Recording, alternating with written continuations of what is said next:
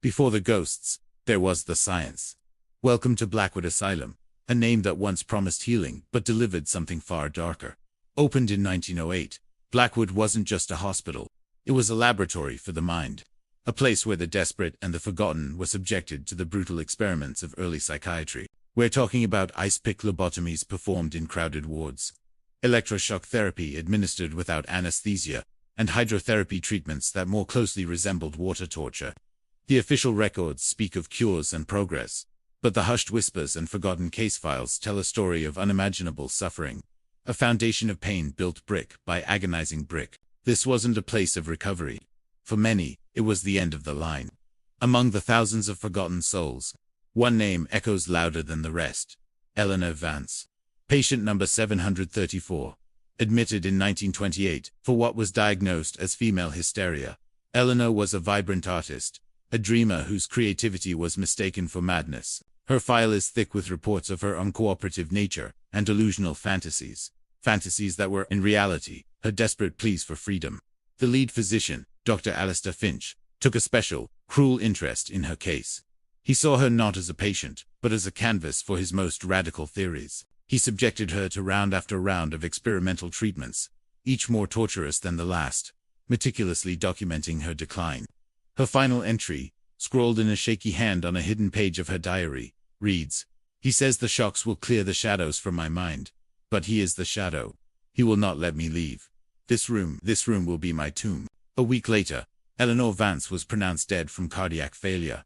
Her spirit, they say, never checked out. Today, Blackwood Asylum stands as a skeletal ruin, a monument to decay. The structure itself seems designed for despair.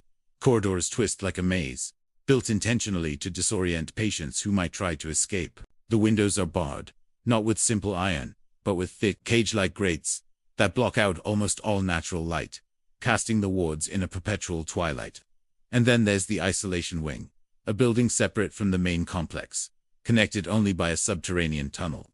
Down there, the air is thick and heavy, the silence so profound it feels like a physical weight. The walls of the solitary confinement cells are covered in scratch marks, thousands of them, the final testaments of patients left in total darkness for weeks, sometimes months, at a time. The architecture isn't just old, it's predatory. It was designed to break the human spirit, and even now, empty and rotting, it feels like the building itself is watching you, holding its breath.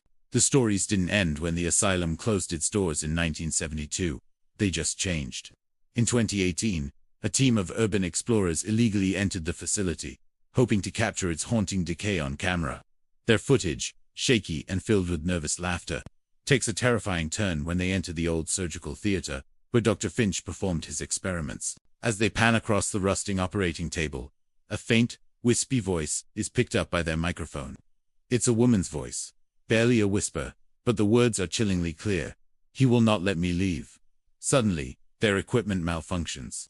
Lights flicker violently, and a blood-curdling shriek rips through the silencer's sound that doesn't seem human. They fled in terror, but they captured what many believe is the first direct evidence of Eleanor Vance's restless spirit, forever trapped in the place where her life was stolen. Her ghost isn't just a story. For some, it's a warning, a final, desperate scream from the shadows of Blackwood Asylum.